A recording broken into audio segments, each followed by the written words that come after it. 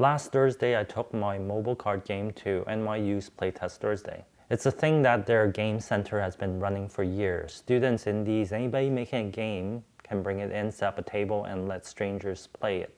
I had this whole idea in my head about how this was going to go. The dream version, a crowd surrounds my table and everybody's trying to play my game, but they have to wait. Or the nightmare scenario, nobody's talking to me, nobody wants to touch it because it has AI-generated art.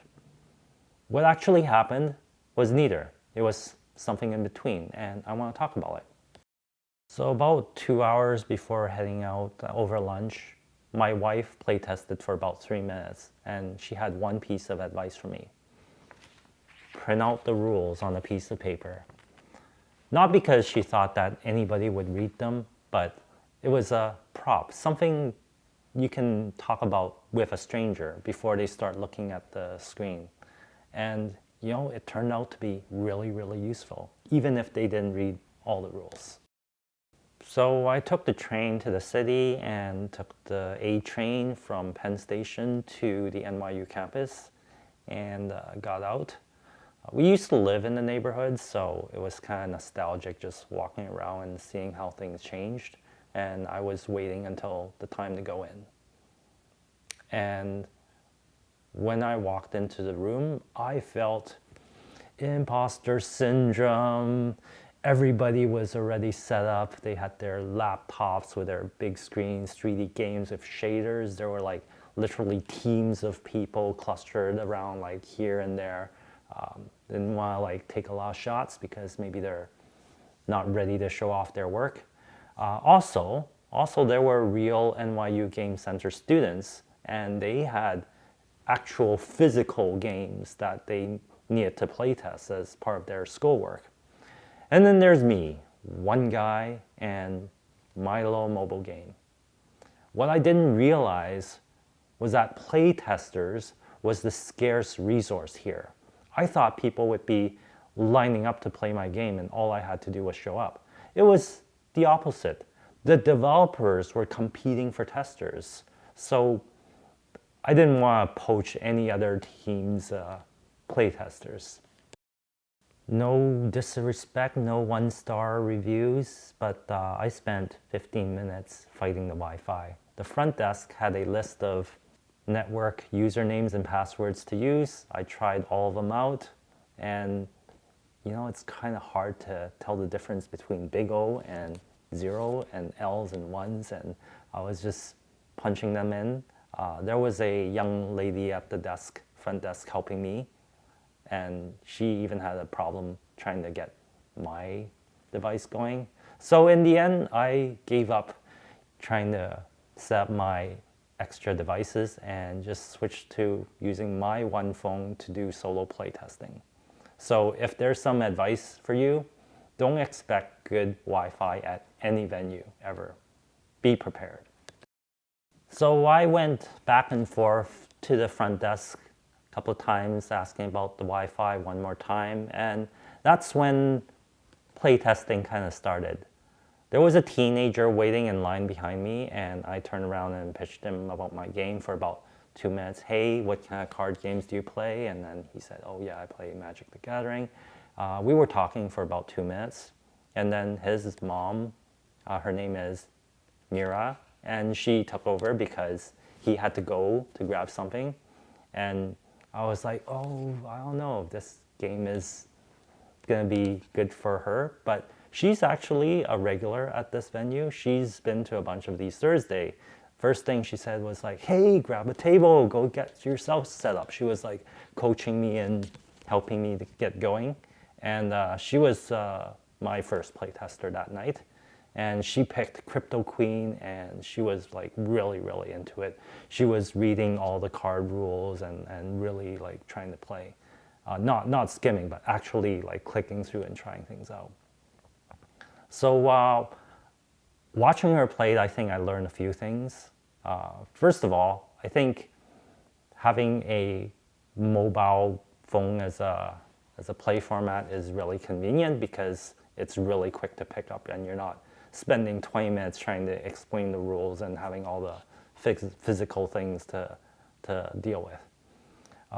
Another thing I learned was I think I ended up talking too much while she was playtesting. I wanted her to win this game, so I was giving her advice of like, hey, play this, don't play that. Oh, no, that's not a good play. So I was not getting a clean playtest. She got a guided experience, so future self, maybe say less. Another thing I learned was that the turn display was not very clear. So she was looking at the card exit liquidity, and it was not an early game play. It was more like a last turn kind of play, and it was not obvious that it was turn 6, the final turn.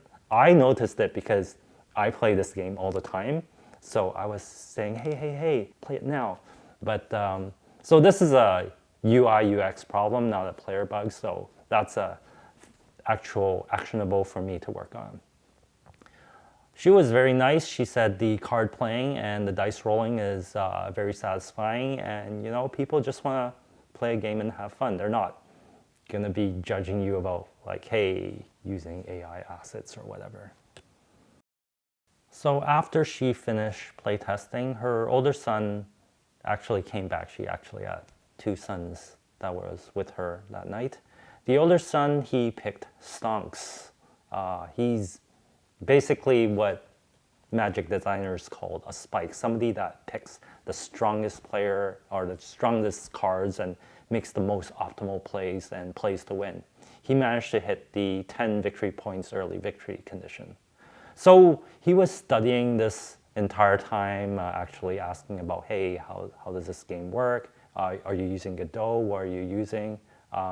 His mom later told me that he was actually game dev himself, and she was just bringing him to this event to help encourage him. So he wasn't just playing the game, he was also reverse engineering how this works in his head while he was playing. And then her younger son actually also played the game, my game. He's 11 years old, and he picked Mr. Yeast. So he's not like, he wasn't that into it when he started playing out, but he played the entire game through. What a trooper. Actually, he's gave me very sharp notes about what things I needed to improve on. Hey, your opening screen is kind of bland. You need to show the characters. Another part was when the cards are being revealed in the main phase, you need to make it more apparent which characters' cards are being revealed. Another note he had was you need some background music, and I think the note he had for me, which was the most interesting, is you need an offline mode because there are people that can't be online sometimes. So he wasn't my target audience. I was originally building this for hardcore card player strategy types, but like I noticed he was still kind of engaged, and he didn't make the most optimal plays, but he was at least clicking through the memes like and the characters that he was kind of like gravitating towards that are like, for example, I had this follower that's called Minecraft Theater, and he just went for that. He wasn't about playing the game for the strategy, but kind of like, but he was enjoying the memes a little bit. The memes are the part where I learned the most about my own taste. I think I spend too much time on the internet. All the meme references are memes that are familiar to me. Some of the references hit, otherwise there are some that just basically went whoosh. For example, I was trying to explain carnivore diet card to the older son, and he thought I was talking about mukbang, whereas I was actually talking about the health crazies that only eat meat. So mukbang is influencers or streamers that eat as entertainment, which is a totally different thing.